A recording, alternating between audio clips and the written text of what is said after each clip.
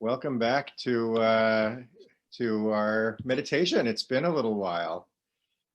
We took a break for the summer, and then it became the holidays, and now it's almost the end of October. Imagine that. Amazing about the passage of time, isn't it? Let's just take a moment of quiet, and we'll get into the right frame of mind for our practice this morning.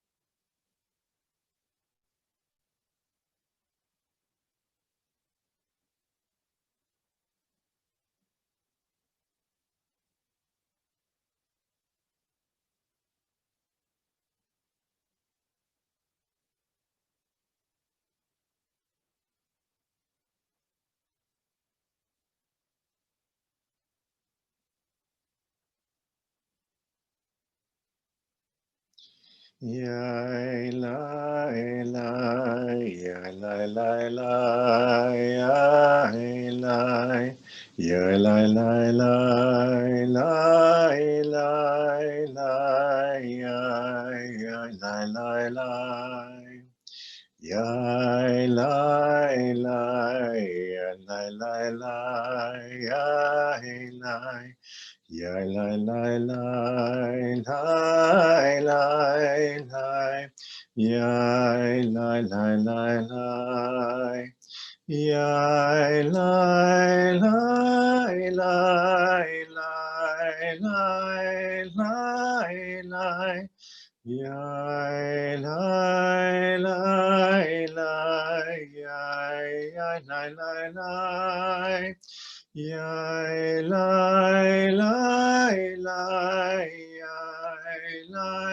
yai lai lai lai yai lai lai lai yai lai lai yai lai lai lai lai lai Yai lai lai lai lai lai lai Yai yai lai lai lai.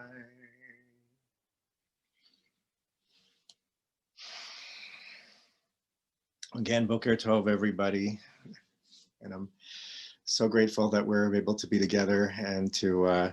I gave this program a name. I started called Pnima. So that's how we're going to be advertising it now. Pnima is the Hebrew word for inward. Kol od belevav pnima. As long as the heart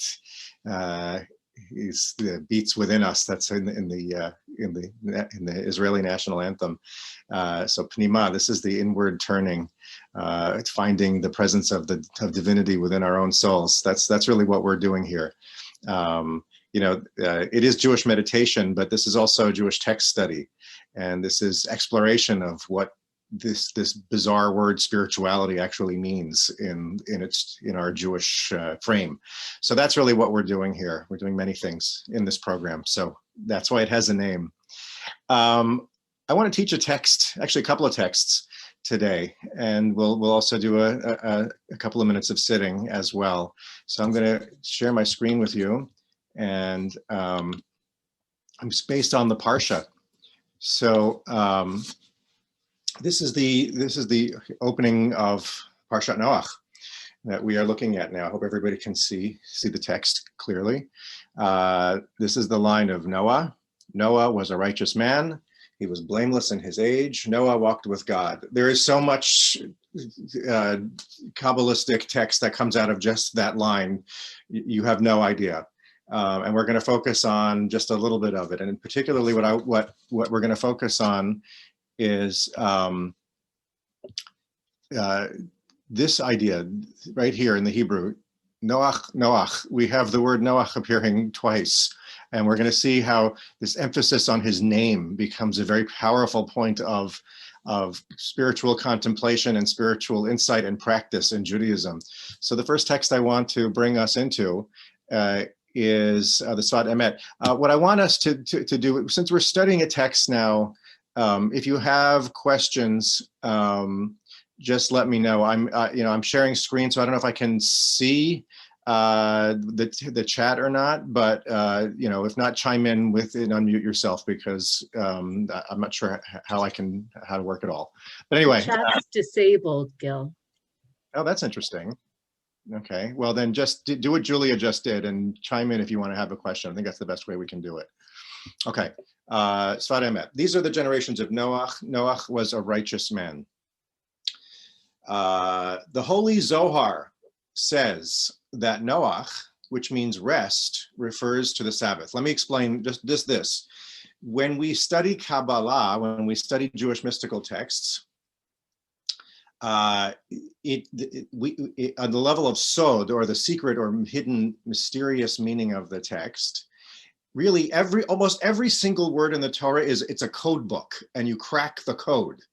And so every word is a signpost for some abstract spiritual concept. So for example, here he's pointing out, according to the Zohar, whenever you see the name Noach, it's actually talking about Shabbat. And every time you see the word Noach, it's not just the day of Shabbat, but for what Shabbat means, for what it stands for in the cosmos. And that's what he's going to unpack right here. If I start, this is esoteric Kabbalistic teaching. So if you don't understand, don't be bashful. Stop me and say, what did you just say? Okay, promise? Okay. So the Holy Zohar says that Noach refers to the Sabbath. Rashi comments on this verse that the true generations of the righteous are commandments and good deeds. This is a beautiful teaching in and of itself, that righteous people, tzaddikim, are people, their offspring are not simply their children, that the offspring of righteous people are their deeds in the world. And it's a beautiful teaching. It's a beautiful teaching, I think, about people who might not have children. That the Torah doesn't consider just having children the only way you can create generations in the world. It's through our good deeds. It's a beautiful idea. All creatures have to bring forth generations. This means that the blessed God placed a holy point within all of creation. All creatures, but especially humans, are charged with broadening this point until its force spreads out over all the earth. This is the process of generation. It takes place only through human self-negation. Okay, let me unpack that a little bit. The Sfat Emet famously teaches this a lot. He talks about this point of, he calls it a holy point here, this point of divinity that lives within everything. It's a singular point. Everything is based on this single point of origin of the universe. This single point of life, it is the spark of God, and it lives in you. In fact, it is the thing that animates you. It is your very awareness. It is your very I amness. The thing that you think of as you, as your most intimate self, is actually this point of creation. It is the divine. This is quite radical. Your awareness, your very consciousness, isn't really of you alone. It emanates from the cosmic point of creation. But it exists hidden within you and hidden within all things, right? And so we have to spread that point out over the whole earth. And that's what Judaism is. It's the mitzvot that we do are expanding that point of creation so that it fills all things. Okay, this is the process of generation, and it takes place only through human self-negation. This is a very strange idea for us. We don't hear a lot about this in modern conservative synagogues. We don't hear about this a lot in common Jewish parlance. The idea here is nullification of the self. It is very non-Western. It is not something that we're raised to be comfortable with sitting with.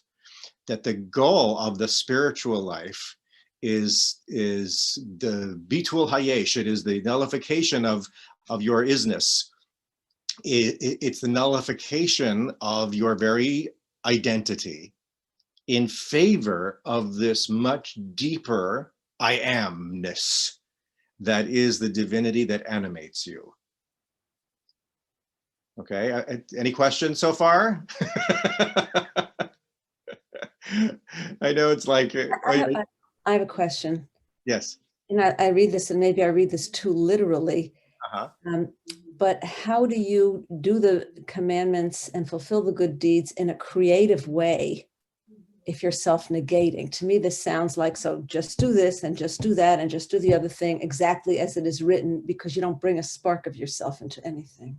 Yes, yes, yes. That's a brilliant question, and actually, Sfat addresses this very issue. So bear with me, and if you don't feel like this question is addressed, Sharon, come back and ask and say, but please keep explaining this, because I see the answer in this. I don't know if everybody else will. So you tell me if you see it, okay? So the question is, how on earth can you bring forth generation if you abnegate the self? Right, then what is it all about? So he goes on. Each person has to engage in self-negation before the Creator.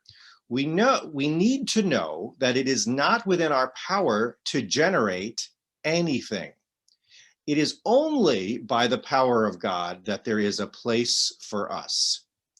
Only in knowing this can we bring about such generation. This is why Scripture says these are the generations of Noach. The word Noach means rest and self-composure, where everything returns to its source. It is the one who understands that he has no life on his own who brings forth generation. Even though rest and self-composure seem to be the very opposite, Sharon, of generation, they allow it to be, right? So he's acknowledging that this is completely counterintuitive.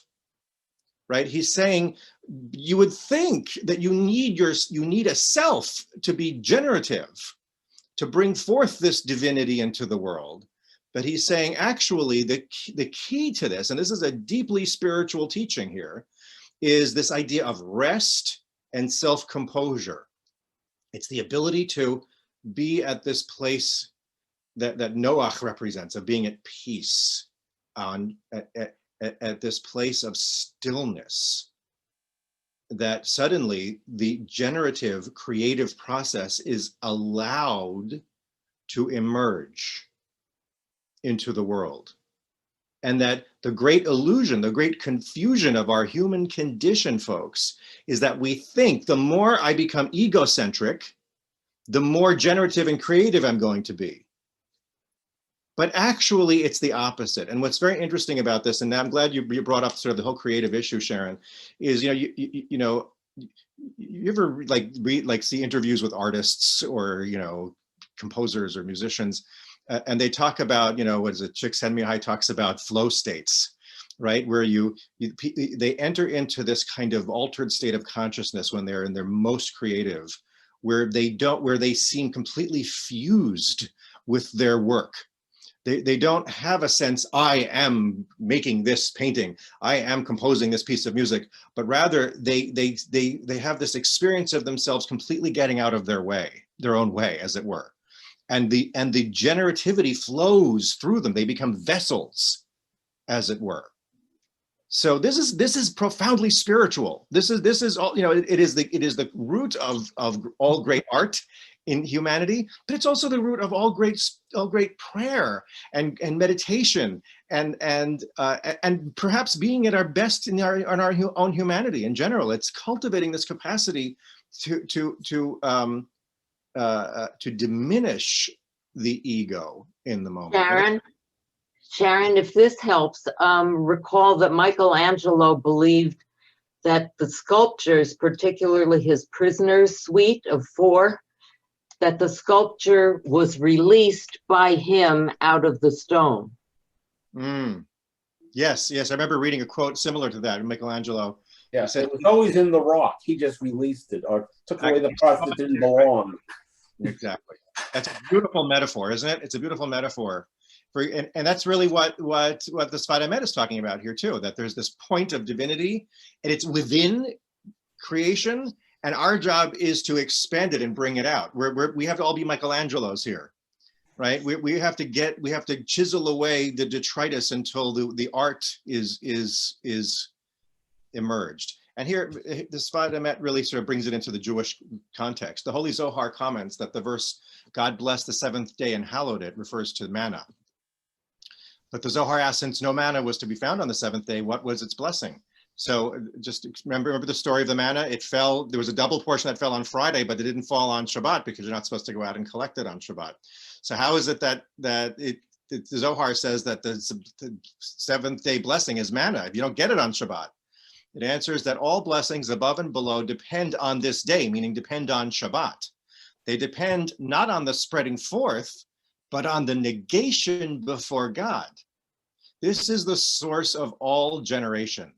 Thus, Shabbat gives blessing to all the days of the week, since it is through Shabbat that all the days are negated into their source. This is so beautiful, right? I mean, it just, think about that. That Shabbat is enacting in time, in the calendar, right? On a day of the week chart, exactly what spiritual practice is in the Jewish sense that's happening within you. It is, you have to cultivate Shabbat within yourself. We have to create the sense that we're negating the ego such that we bring forth the manna that blesses everything else. That we become Shabbat, we become the negative day, so that all the other days of the week are born out of us. All of the generativity of Sunday through Friday are born through us by becoming the Shabbat, the ground of being through which everything else is born. Now, this is based on the Zohar. This teaching is a Hasidic teaching, so it was written in the 19th century, but the Zohar is from the 12th century. The Zohar gets its teachings from Pirkei Avot in the Mishnah. Rabban Gamliel used to say, do his will as though it were your will, so that he will do your will as though it were his. Set aside your will in the face of his will, so that he may set aside the will of others for the sake of your will. It's like a little word puzzle here, but what he's saying is the same concept. This is self-abnegation, right? So, batel ritzoncha, literally negate your will, negate your ego, right? That's what it's saying. This is very, very non-Western, non-American, right? We are all about the self, the sovereign self, the fulfillment of the self as the most important part of what it means to be happy, right? We want to generate the self and support ego strength. That's a psychological concept that we work with. This is the opposite of that. And it's easy to misunderstand this. And I think that's something that I want to just, before we sit for a minute with it, I want to just sort of point this out, that this is not about self-repression. This is not about not nurturing a healthy sense of self or a healthy sense of identity. It's not about diminishing the importance of healthy boundaries and relationships. All of those things, of course, are true. One of the things that I like to teach over and over again when we get into this context is you have to occupy what I call the radical subjective perspective. From the radically subjective, meaning what is my experience of life moment to moment? That this is when all this stuff holds true. Okay, when we start to get into objective thinking about how things, from we sort of stand outside of ourselves, that's a different angle, and different rules apply. In the spiritual life, we are called to occupy only one space, which is, what is my experience of reality in this moment? Not 2 minutes from now, not 5 minutes ago. What is my reality right here, right now? And in this moment, is my ego supporting the flow of kedusha, the flow of awareness, the flow of connection and engagement? Or is my ego, in a sense, blocking it? And when I say ego here, I mean thoughts of past and future, worries and anxieties and guilts, plans, or thoughts like, he should have done this, or I want her to do this. I need them to do this for me. Those are all ego thoughts, right? When we get past those to the moment-to-moment arising, then we are we're bitul ratzon. We are getting rid of the ego. And then notice what's left. That's what the practice is. Just notice what's there. Any questions? No, I have something to say. Hi. Hi, Rena, go ahead. I think what I understand, Batel Retzoncha, Mhm. Batel Retzoncha, that Mhm. you can accept someone else by not Totally.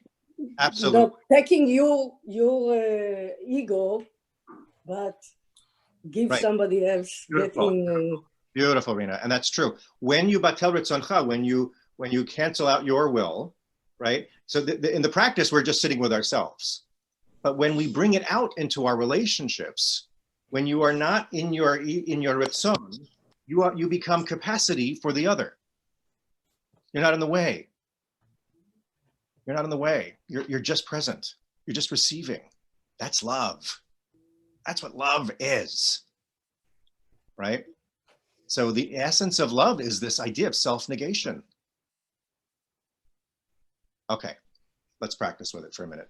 Okay, so everybody, let's get in a good position for sitting for a minute. We're going to sit for just a couple of minutes, and then I want to teach another text, and then we'll sit after that. So when you're comfortable, alert, relaxed, make sure that you're sitting on your two sits bones, the two bones of your tush, evenly. Your back is supported. If you're in a chair, make sure that your feet are planted on the ground.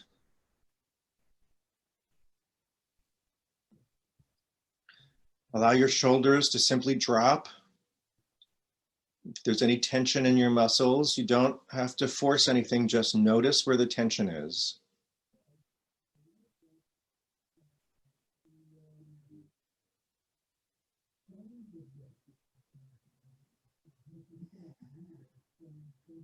And notice, just come into an awareness of your body.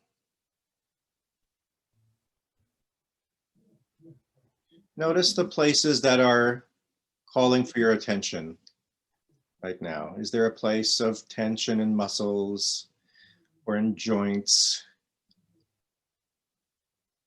or in our organs, our skin? Just notice how these different sensations come and go moment to moment in our awareness.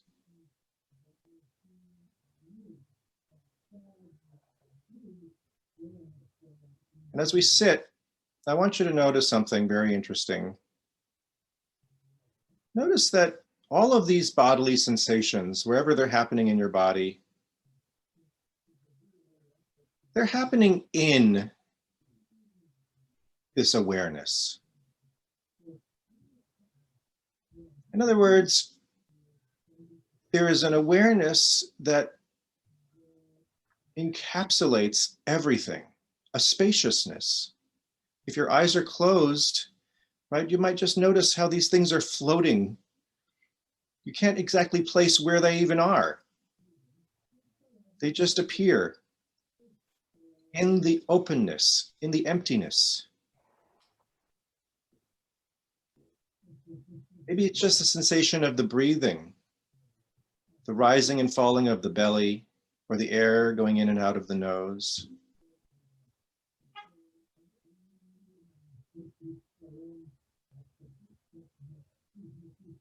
And the thing that I want us to notice is that there is this vast, infinite openness within which all sensation arises and passes away.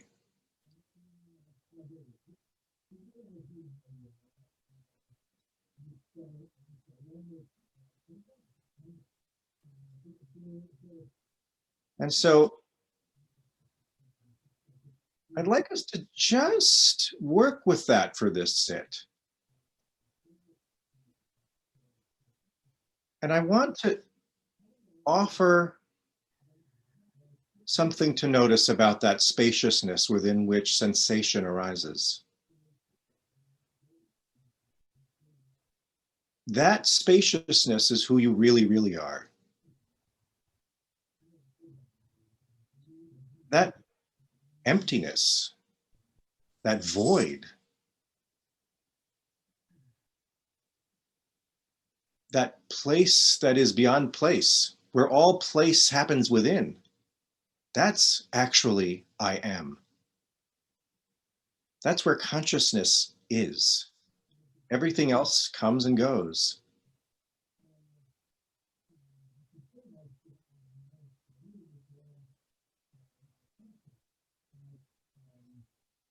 So I'd like you to notice not just if it's physical sensations that come and go, but mental sensations, mental formations, emotional experiences, moods, or restlessness or boredom or whatever it is that's coming to you. Notice how even those qualities, even those experiences are happening in infinite openness.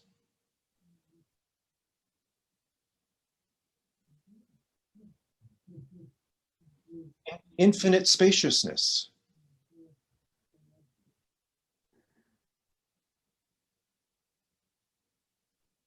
And the great miracle of this practice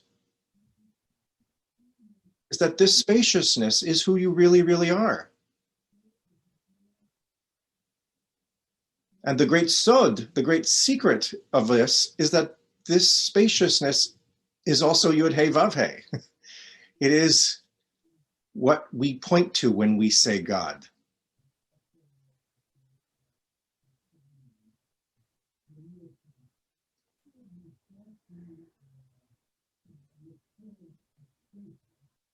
You may notice movies appearing in your head about the future, movies running in your head about the past, movies that demand your attention and make you think that that's me, but it's not. Those are just formations that are appearing in this vast, infinite openness.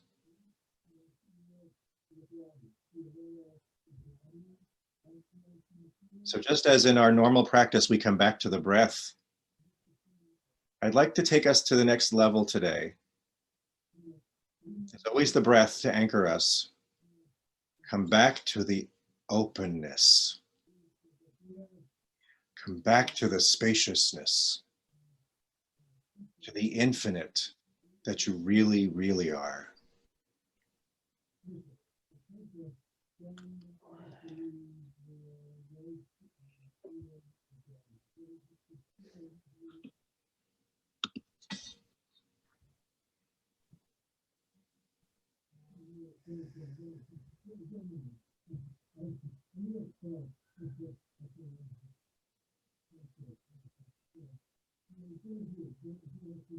There are sounds arising from the computer or from anywhere in your life or in your world.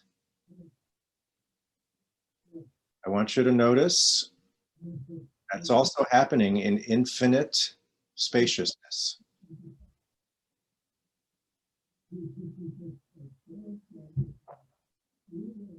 That doesn't push anything away.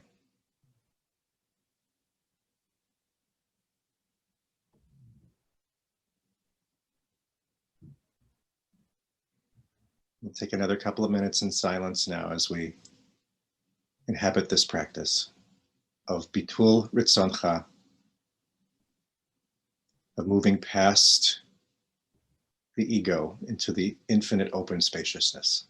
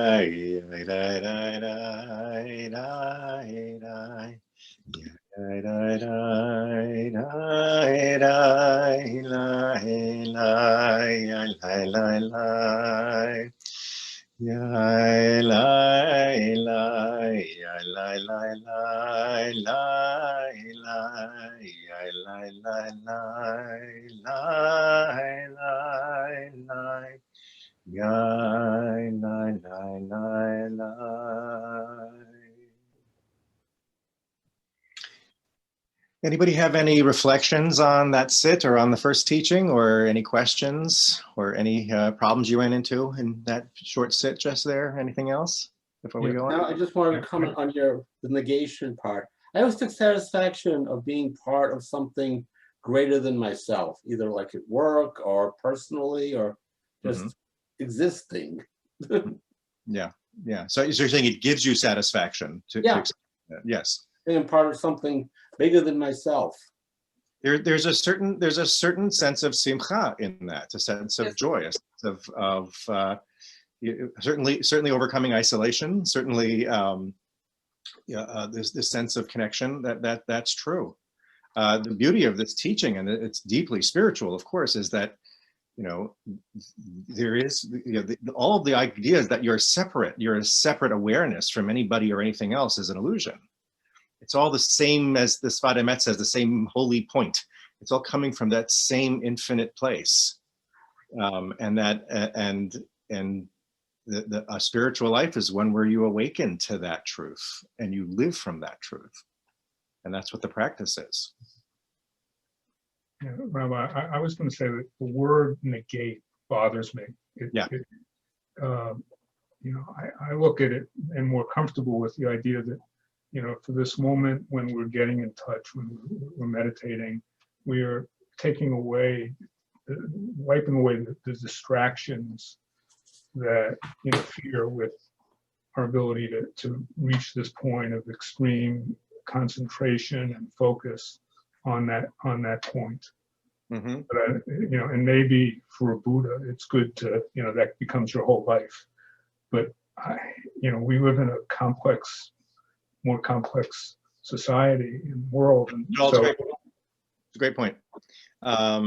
Yeah, and I think that you're not alone. This idea of negating the will is a very like, you know, you just that phrase, you know, on some level it bothers me, you know, because it just seems, you know, especially, you know, so to be Jewish in the world is to, you know, it's not to be surrendered to life and to be passive, but to be active and to be doing. And, you know, there's a lot of that's in there. And yet, you know, again, this is a reframe, right? For the purposes of our practice here, in this reframe, and this is, as you said, it's in Buddhism, it's in a lot of religions.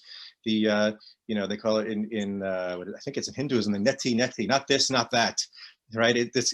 That what you really are is actually radically the opposite of what we conventionally think we are. We think we're a body. We think that we're just these limited mortal creatures that are dying, getting closer to death every second. But what you really are is completely the opposite of that. What you really are is infinite possibility and infinitely alive and generative. That's the reality of what you are. And so, you know, we have to cultivate the capacity to inhabit both realms of awareness, because we've been conditioned to only occupy we call mochin the katnut, the small-mindedness, where we're just in a limited dying body. That's terrifying. That's the ego world. It's a world where we're separate from each other. It's a world where you don't know what's going to come next that's going to hurt you, that's going to take away your loved ones. There's another side to reality. This is so important, this work, right? And that's what Shabbat is there to teach us. That's what these texts are there to show us. So now I want to take you into this final teaching for today. This is the Piazetzner Rebbe, Derech HaMelech. Piazetzner, I taught him recently on the High Holy Days. He was the rabbi of the Warsaw Ghetto. And so he also comments on this line. And I think this is actually a really important one based upon your point, Joel, and I'm sure a lot of other people are thinking about. This is the account of Noach. Noach was righteous, blameless among his contemporaries. Why was it necessary to mention Noach's name twice? Wouldn't it have been sufficient to say, this is the account of Noach, a righteous man? No, the Torah specifies that Noach was considered blameless among his contemporaries. This can be interpreted to Noach's credit or discredit. To understand this matter properly, we must first discuss a related issue. Rabbi Dov Ber of Mezrich, of eternal memory, addressed that which was taught by the Ari of eternal memory. He taught that after praying properly, an imprint remains in us from our higher consciousness. It is the submission of the ego that remains in us. Let me get this. So this is, let me unpack this a little bit. So he's bringing the Ari, Isaac Luria, who was one of the great Kabbalists who lived in Sfat in the 17th century. And so he's talking about the same concept of bitul ratzon, of the nullification of the ego. Here it's called the submission of the ego in this translation. And he says that when we are praying or meditating or whatever it is properly, we're called on to achieve what we just practiced. This sense that I am not this body arising or these thoughts or feelings. I am this infinite awareness. That's the submission of the ego. And when you touch that, an imprint remains with us, even though it is not possible to be constantly be vigilant of mind and heart throughout the day as during prayer. Nonetheless, the non-resistance of ego in higher consciousness remains. Here ends Rabbi Dov Ber's holy teaching. What is an imprint? Simply put, when we write a letter and then erase it, a subtle impression remains. Because the letter darkened that area where it was on the page, the whiteness is no longer so visible there. Were it not for the darkness of the letter from before, the whiteness would be apparent. The whiteness somewhat gave way and was effaced by the darkness upon it. This is analogous to true human submission.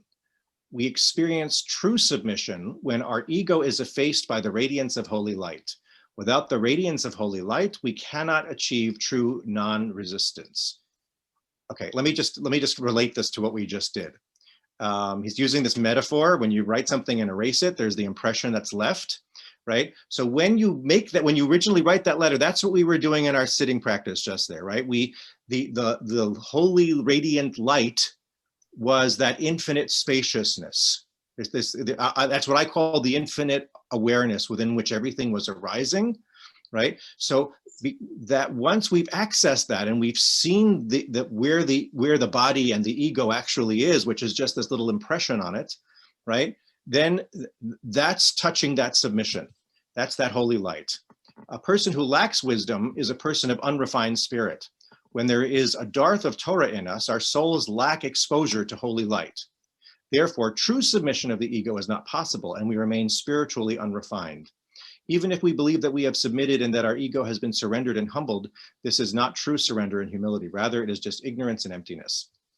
So, you can think that you're being humble. You can think that you're trying to, diminish yourself. But if you're staying in your ego, if you think that you're just your body and your thoughts and your feelings, and you're not any more than that, you're really not there. That's what he's saying. Again, I'm trying to sum this up quickly. If you're unclear what I'm talking about or what it's saying, just ask. And finally, he says, the true path of Torah produces the strength of a tiger within us. It produces a strong mind and will for spiritual work, even as it causes ego effacement. We achieve real submission, not by eviscerating ourselves so that we become empty husks, but by allowing the divine light to dwell within us. This is really important, folks, right? You're not getting rid of yourself, right? You're allowing this ulterior dimension of what you really are to dwell there. Our ego surrenders and recedes to the point that we are no longer recognizable while praying or engaged in the Torah. As the light in us grows, so does the ego diminish and surrender to holiness. Even after prayer, the imprint remains, as does the non-resistance. Okay, so I think what he's saying here is this really beautiful idea that, what are we doing our practice for? Like, why are we engaging in this? Even if, we can sit there and be the vast emptiness, then you get up and and you go outside and you have a parking ticket, or something happens and life is a pain and you have 1,000,001 things to get done in your life, or whatever it is, or there's COVID or an election coming, and all these things that immediately bring us into the drama of life, and we're not exactly in a spiritual place anymore. This is the promise of all good practice. It leaves an imprint, right? That's the two Noachs, meaning that there's the Noach of our actual practice, and then there's the Noach that's sort of the supernal imprint that gets left on our soul, that changes us over time. The more we practice this, the more you cultivate this ability to see not just the limited world of the ego, but to see the vast, open spaciousness that you really are. Okay? And so the more you can cultivate that two-way seeing, as it were, of both seeing the small and seeing the immense, the infinite, then that imprint grows and that ego clinging quality diminishes. Questions? So it's a promise that this practice is worth it. It works, right? It works that even if you only manage a split second of egolessness in your sit, even if the whole rest of the time you're going through a laundry list, right? Even if you fell asleep, right? Even if even if it's not something that you felt like you accomplished anything, if there was even a moment where you were not identified as an ego, that matters infinitely. I can speak to the absolute awesomeness of this experience. I may have really only had it purely once. Mhm. In 6 years ago, I went to the mikveh for my first time ever. And it was an incoming. And it was this imprint that stayed. As we talked about, I sat in the car for a half hour. It was just an imprint of, I really felt like God had entered me. Yes, yes, yes, yes. And That's a bracha that you had that experience, Leslie, and that's exactly, and that's the power of mikveh, by the way. These are all different tools. Tefillah is a way of doing it. Sitting in meditation is a way of doing it. Going to the mikveh is an incredible way of doing it. These are all ways into this experience of who you really, really are. And That imprint of Shabbat has to carry you through the whole week till the next Shabbat. That's exactly, and Shabbat is it. Shabbat is the sine qua non of that, right? That's what we turn to, right? It is the imprint, right? One thing you said, Gil, that has been important to me to kind of understand is that you cannot think yourself there. No. You have to experience yourself there. And that's why I've had questions over the years when I've been, studying and also meeting lots of different people involved in Kabbalistic kinds of, places. And there are some people that are very much involved in the intellectual, the numerologic, the gematria, but they've never meditated. They've never kind of gone into the many, many doorways of experience to get, I think, where you're talking about. And it never really made sense to me. And I didn't really connect with that piece ever. So. I used to be one of those folks, honestly, David. It took me many, many years to finally get in my own personal journey to get to the place. I couldn't figure out how to get there without trying to think my way into it. And I read all the Zen and everything, and and about how it's not an intellectual experience, and you have to break out of that, and it's so hard, especially for Jews, by the way. I mean, I'm totally serious. We are epigenetically trained to be entirely in our heads, and so and we're deeply neurotic, and I say that with love, but it's we are, and it's very, very, very difficult for us to do this nullification of the ego that these practices are talking about. But of course, it is actually very Jewish. That's my meta goal here, is to show how, that this is actually profoundly Jewish. But it's immediately available. It's almost like a joke when you finally see it. And it's a seeing it. You can see this is all right here all the time. I never left it. I don't have to think about the who I really, really am. It's right here. I just have to notice it. And that takes a lot of practice until you get there. And believe me, I work on this every single day, all day long. I mean, this is really what I do. So I'm telling you that this, and it's extraordinary.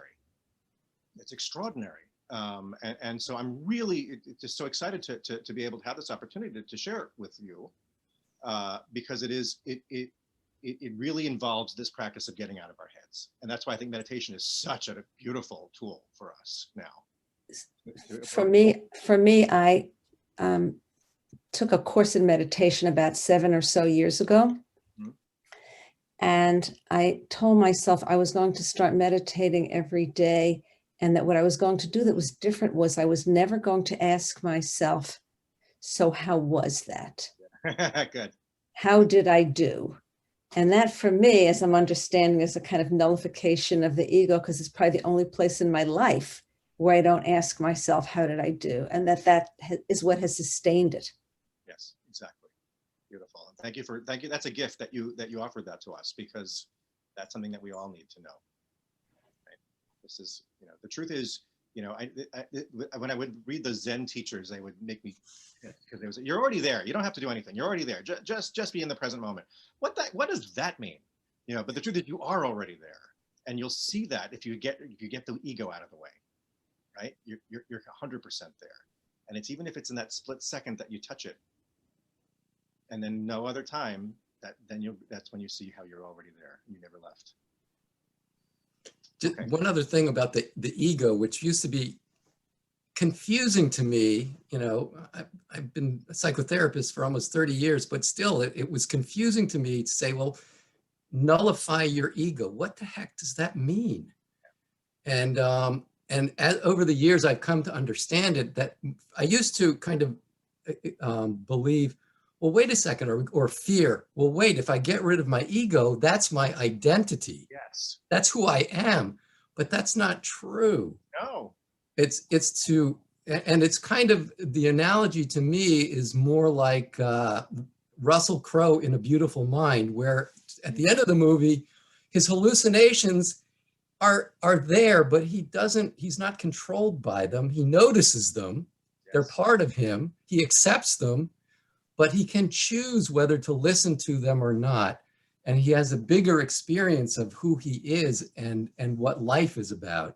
I mean, it's not an exact That's apples exactly to apples, it's but a beautiful metaphor for this. Absolutely, it is, and that's why it's so true. It's so true. We're terrified of this. The truth is, we want to be able to do this, but our egos are terrified of this, because exactly that.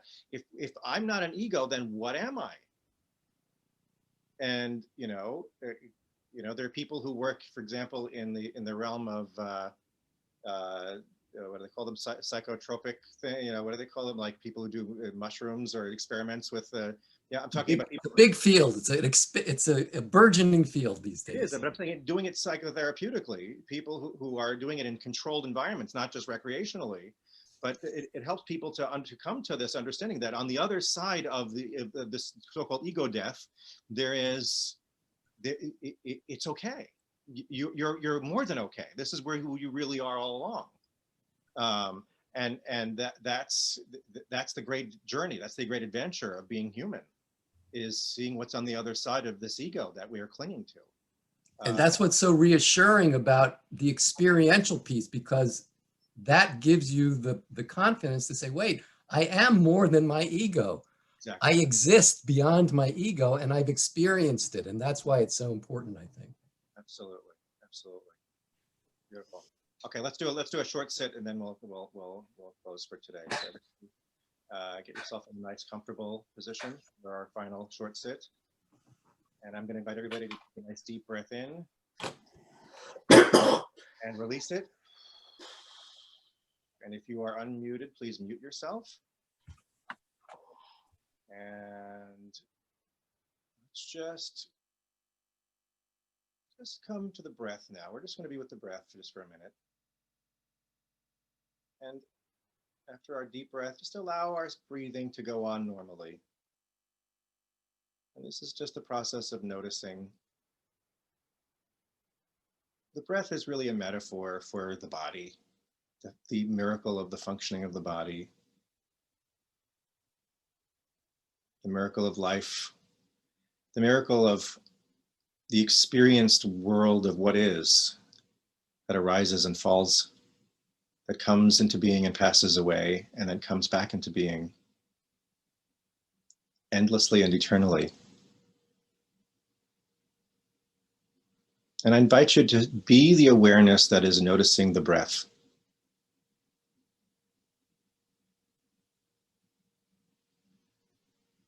So it's not that you are your breath, but that breath is happening in you.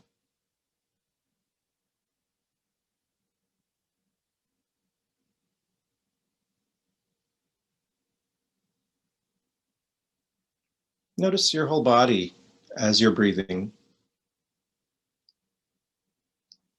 If your eyes are closed, from a radical subjective perspective, how big or small is your body? There's no way of knowing. It might as well be the size of the entire universe.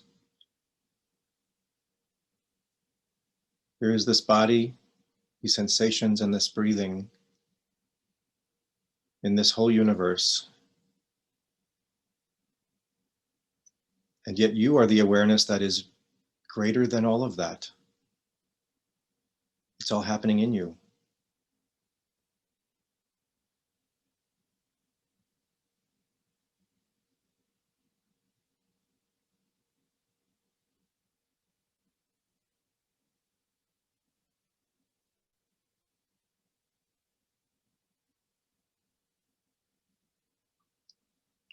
We may be noticing our beautiful minds now. All of the discursive thought, the storytelling, the yarns we're weaving constantly, either consciously or unconsciously, about who we are, what we're doing here, where we've been, where we're going, what we want, what we need.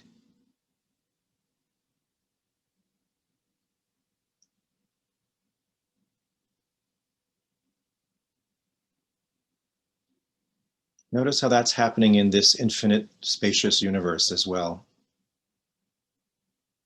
All those thoughts and ideas, all those movies, the sound and the fury of the mind.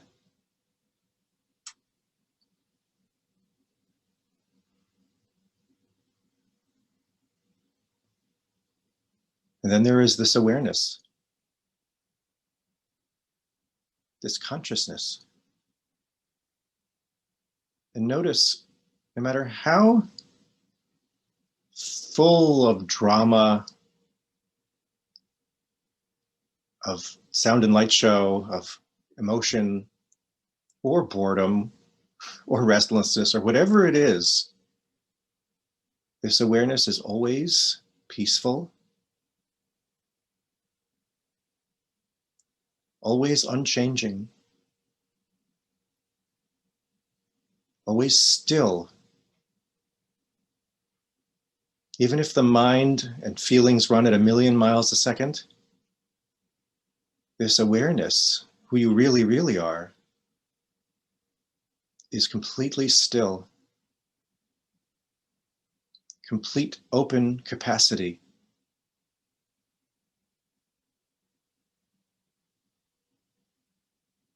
Complete spaciousness that has infinite room to allow whatever drama that needs to arise and pass.